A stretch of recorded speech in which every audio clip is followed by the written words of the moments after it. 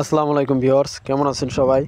আজকে আপনাদেরকে এমন একটি সেটিংস দেখাবো যে সেটিংসটা নিয়ে অনেক উৎসাহ প্রকাশ করেন যে সেটিংসটার মূল রহস্যটা কী বা সেটিংসটার কাজ কী এর পরিপূর্ণ ক্লিয়ার ধারণা আপনাদেরকে দিয়ে দেই। তো চলুন বিসমিল্লাহ বলে শুরু করি। প্রথমে আমরা আমাদের মেসেঞ্জার যে অ্যাপসটা আছে মূল অ্যাপসটা ওপেন করব। এরকম ডান পাশে মেনু বাটন আছে, ওইটাই ক্লিক করব। এখন দেখেন সেটিংস নামে একটা অপশন আছে, ওইখানে ক্লিক করব। এরকম একটা ইন্টারফেস আসবে। এখন নিচের দিকে স্ক্রল করবেন, দেখেন প্রাইভেসি অ্যান্ড সেফটি নামে একটা অপশন আছে, এখানে ক্লিক করব। প্রাইভেসি অ্যান্ড সেফটি ক্লিক করার পর এরকম একটা ইন্টারফেস আসবে। এখন দেখেন এইখানে মাঝের দিকে ঠিক ইনক্রিপ্টেড চ্যাট নামে একটা অপশন আছে, ওইখানে ক্লিক করবেন। এখন দেখেন ওই যে উপরে মেসেজ স্টোরেজ নামে একটা অপশন আছে, এই যে ঠিক এটাই ক্লিক করবেন। আমি ক্লিক করে দিলাম।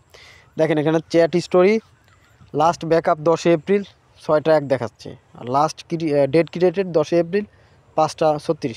মানে এটা হচ্ছে আমার এই যে এন্ড টু এনক্রিপশন যে অপশনটা ওটা অফ ছিল, আমি হচ্ছে আপনাদেরকে দেখানোর জন্য অন করে রাখছি।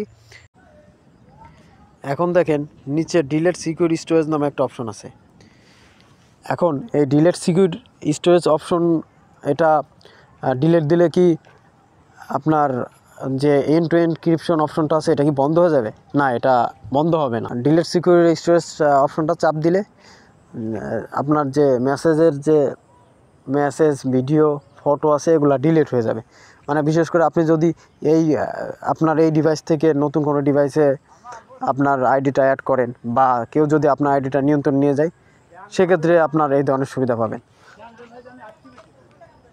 সো আমি আপনাদেরকে লাস্ট এটাই বলবো যে যেহেতু এন্ড টু এনক্রিপশন অপশনের মাধ্যমে আপনারা এক্সট্রা লেয়ার সিকিউরিটি পাবেন, সো এক্ষেত্রে এটা বন্ধ না করাই ভালো আমার মতে।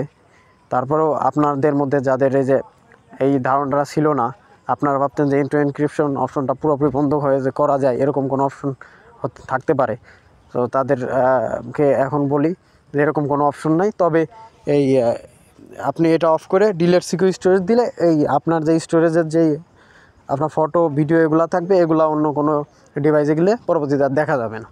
তো এই ছিল আজকের ভিডিও। তো সবাই ভালো থাকবেন, সুস্থ থাকবেন, সবাইকে ধন্যবাদ। আর আমার চ্যানেলটা সাবস্ক্রাইব করে দিবেন এবং সাপোর্ট করবেন সবাই, যাতে নতুন নতুন প্রবলেম নিয়ে ভিডিও বানাতে পারি। ভালো থাকবেন, সুস্থ থাকবেন। আসসালাম।